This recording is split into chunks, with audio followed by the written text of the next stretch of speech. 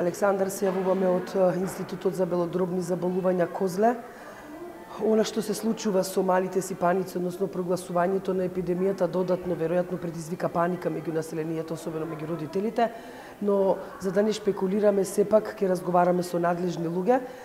Гостин во овие вести на еден телевизија е директорот на Институтот за белодробни заболувања Козле, доктор Ангелчо Андоновски.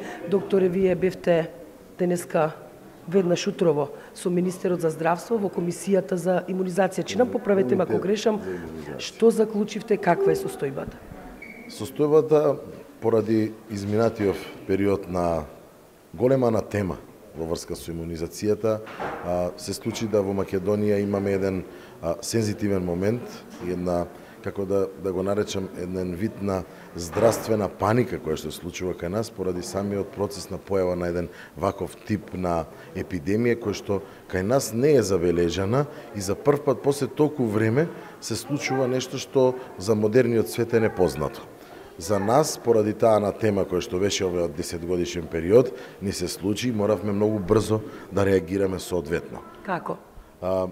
Прво и основно, алармот се вклучи во школите, во училиштата, во градинките и секаде каде што се врши имунизација, тоест во имунизацијските центри. Децата да не се примат на училиште без соодветно приложување на картончето каде ќе стојат сите имунизацијски моменти кои што самиот календар ги наложува. Тоа е една основна мерка и првична мерка, и да своето дете, родителите кои што не го вакцинирани, нормално морам да напоменам дека детето за да биде вакцинирано мора да биде тотално здраво, лекарот да утврди неговиот момент на здравствената состојба и да го вакцинира. Тоест, дете да биде имунизиран. Во спротивно, нема да биде составен дел и било каква едукација да се врши во нашата држава, дали било тоа градинка или училиште, нема да биде примено во институција. Токму тоа граѓаните ви забележуваат, дали државата, пред се Министерството за здравство, вие како надлежни институции, можеби не затаивте во превенцијата, за да не се лечат последиците? Значи, основен момент кој што се заложи и самото Министерство и Комитетот за имунизација беше дисперзијата на она што значи нов момент во овој процес на имунизација за нашава нација, за нашите поколенија, да прво имаме квалитетни вакцини кои што Министерството за здравство ги набави и останавме според светските протоколи за имунизација, дури се воведуваат и нови вакцинацијски моменти во нашиот календар и подигнувањето на свеста, тоест тргањето на она анатема 10-годишна децениска од родителите, од стравот на родителите да децата не ни бидат вакцинирани со неквалитетни вакцини. Да, минатото ни покажа дека имаме такви случаи, но сега спротивно го правиме сето тоа за да дадеме и да постигнеме резултати. Враќањето на свеста на родителите за вакцинацијата и еден битен момент, квалитетни вакцини и квалитетна имунизација. Надлежните докторите, Министерството за здравство апелираат, вие вече нам донесовте заклучок денеска дека вакцинирањето ќе биде задолжително. Сепак, вие велите дека единствена причина за ова што се случува или во овој случај епидемија на мали сипаници е невакцинирањето. Дали само тоа е единствената причина? Да, тоа е единствената причина. Ние можеме да кажеме дека сме свесни и тие повозрастните генерации дека сме биле и сме дури трчале да бидеме вакцинирани. Нашите родители не носеле за да ги истребиме на некој начин сите оние заболувања кои што може да се појават од неимунизирање. Само ќе земам примери од многу големи, многу обилни држави со народ и со популација каде што се искоренети сите видови на заболувања. Една полио вакцина даде таков допринос во светски рамки каде што се искорени полиото.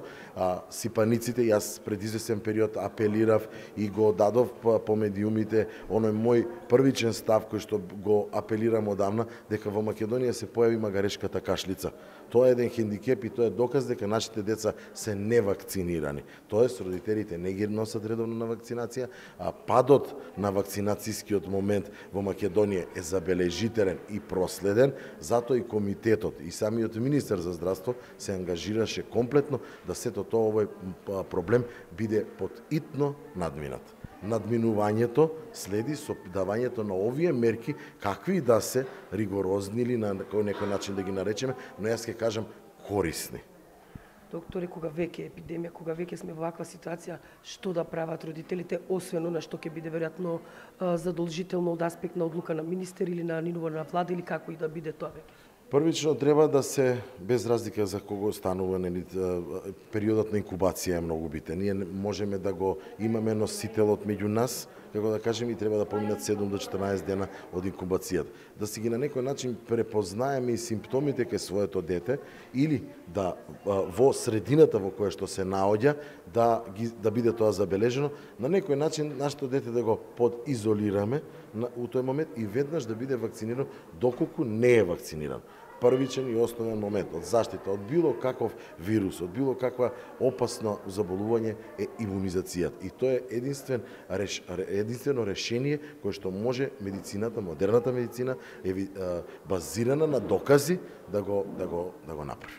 Само ще кажете ми кога може да се очекува смирување на оваа сета ситуација, ќе помине ли се тоа паника или малите си паници, кога?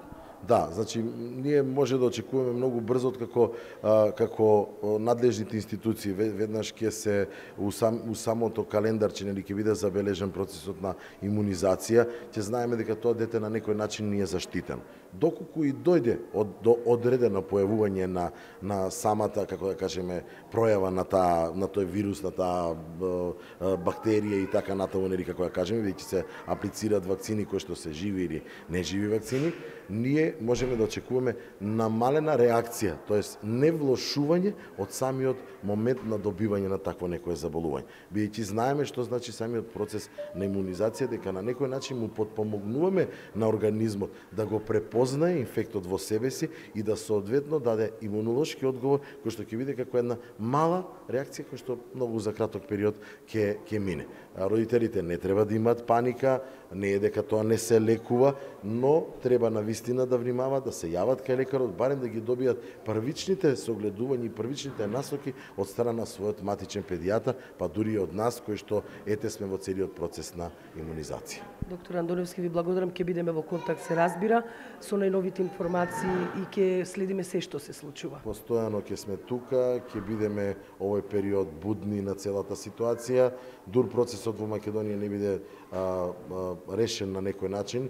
Гледам и морам да го спомнам тоа дека и ресорното министерство, самиот министер веќе е алармиран комплетно, е на терен, нашите луѓе кои што се во целиот процес на имунизација и диспансерите веќе работат и родителите почнаа да се јавуваат уште во текот на денешниот ден, откако доста родители, нивните дечиња беа вратени назад. Ви благодарам. Александар, тоа беше разговорот со директорот на Институтот за белодробни заболувања Козле во Скопје. Ние остануваме, се разбира, на терен, ќе ја пратиме ситуацијата, а со најнови информации се разбира во следните изданија на вестите на Еден телевизија.